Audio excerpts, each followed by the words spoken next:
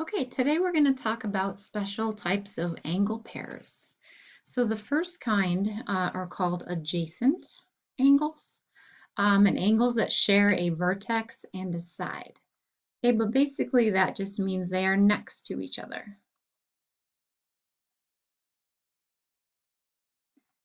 Okay, and then what I'm going to do is actually split this column into two,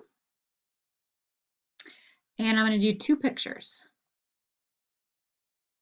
I'm going to do a like this, and then I'm going to do a not. So like this, but not like this in this column. Okay, so adjacent angles, and we're going to get to practice our notation a bunch today too. So adjacent angles are next to each other. So like this picture, they don't have to be congruent, they just have to be adjacent or next to each other. Okay, so for this particular picture, let's say I had A and B and C and D. So I would say angle A, B, C, and then comma, angle C, B, D. So those two angles are adjacent or next to each other. They share a side here in the middle and the vertex B. Okay, an example of not would be, so let's say we had a couple arrays in there. So this angle and this angle are not adjacent to each other. So if I have D, E, F, G, and H, so you would say not angle D, E, F, and angle B, E. Good grief, what is that word? So D, E, F, G, that's an H. That did not come out well. Okay, so angle G, E, H. Okay, so these are not right next to each other. So they have to share a ray in the middle. So that's not adjacent. These are adjacent, the ones that are marked. Okay, next one. So vertical angles. Angles opposite from each other when two lines cross. So an example is you literally have two lines that intersect. And then let's say I have X, Y, Z, W, and T. So this angle here and this angle across from it, those are a pair of vertical angles. Okay, there is another pair on the top and the bottom, but we're just going to look at these guys. So angle X, Y, T, comma, and angle Z, Y, W. Okay, those are vertical angles, and they are also congruent to each other. In other words, the measures are equal. Okay, not vertical angles. So you have one angle, one line, and then let's say you have a line, but then it doesn't really make a whole line. It's more like two rays coming off of there. Okay, so this angle here and this angle here are not vertical angles. You have to have two lines, not a line and then two rays that make a different type of angle. Okay, so those two would be not vertical angles. Okay, next, complementary angles. So first of all, it specifically is two angles, not three, not four. Has to be exactly two angles that add up to 90 degrees. Okay, so if I have this angle, let's say is 50 degrees, and we'll name it angle C. And then I have this angle, which is 40 degrees, and that's angle D. So 40 plus 50 is 90. So angle C and angle D are complementary. So recall that you can use just the one letter in the name of an angle as long as there's exactly one angle with that vertex. Okay, not complementary. So any pair of angles, that doesn't add up to 90 degrees. So let's say we have 40 degrees, and let's say we have another 40 degrees. Okay, those do not add up to 90 degrees, so therefore they are not complementary. Supplementary.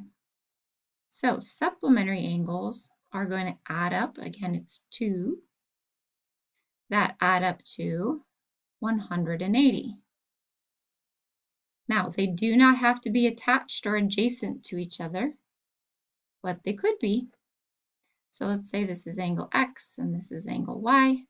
So 120 plus 60, you can check it out, but it is 180. So angle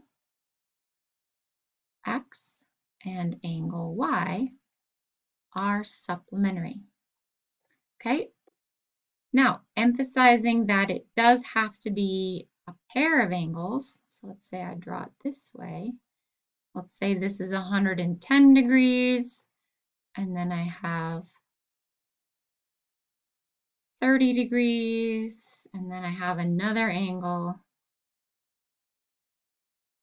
that's 40 degrees. But you can check it out. But 110 plus 30 plus 40 is 180. However, those are not supplementary because it can only be 2 angles. Okay, next. Linear pair.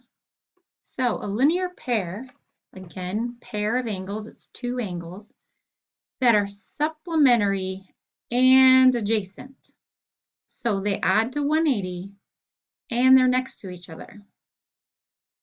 What that means is they form a line. Okay, so let me split this down the middle again. So like this, you have a line, and then you split that into 2 angles. So this, let's say, is A, B, C, and D. This angle and this angle together are supplementary and adjacent. They form a line.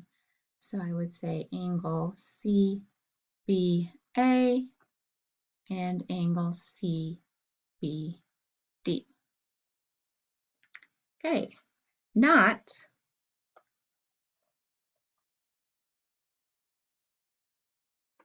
like this. So they have to form a line. So if I have something that looks slightly off like this, and they're 2 angles next to each other, those are not going to be a linear pair.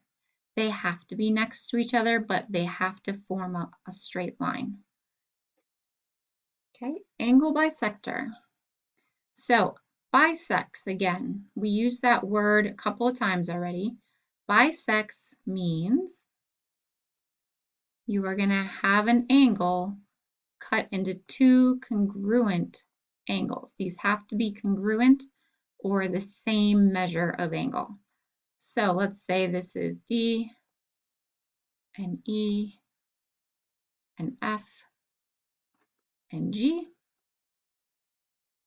Okay, then you would say EF. So let's just go with the ray. EF bisects angle, and it's the big angle. So let me highlight that. So you're bisecting the big angle. Okay, so DEG. like that. Okay, so not, you have an angle, and then you have a ray. However, these two angles are not the same. This is not, that is not a bisector. Okay, so this is not. For some reason, there we go. So that's a knot, and this is a knot. Okay, so now we're going to look at some examples, and I'm just going to give you a couple of hints on these. So basically, you're going to label all the missing angles, and you're going to do that in degrees. So you're going to find the degree measures of each of these angles using all of the angle pairs from above. So whenever you see two lines intersect like this, the easiest thing to label in this picture, sorry, my highlighting didn't go so well there. The easiest thing to label in this picture is that this 59 is a vertical angle with this over here. So you automatically know that's going to be 59 degrees. Okay, the next thing you know is that these two angles form a linear pair. And in fact, these two angles also form a linear pair. So you need to figure out what angle plus 59 is 180 degrees. Okay, the next one, I would just draw your attention to, again, I don't know why this highlighter's not working suddenly, but yeah, there we go. This and this, those two lines intersecting form vertical angles. So think about where else is 23 degrees. Okay, other thing to look at is this square symbolizes that's 90 degrees. So this angle here is 90 degrees. So keep those things in mind. Okay, on the back side. So these get a little bit harder. I will give you a hint that this symbol right here means that these four angles are all the same. Okay, so that's something to keep in mind. Wherever you see the same tick marks here and here, those two angles are the same measure. Okay, remember if you have a square in the corner, that is 90 degrees. Okay, and then lastly, so make sure you sketch each one of these before you try to solve for the angle measure. And then just let me talk about these guys down here.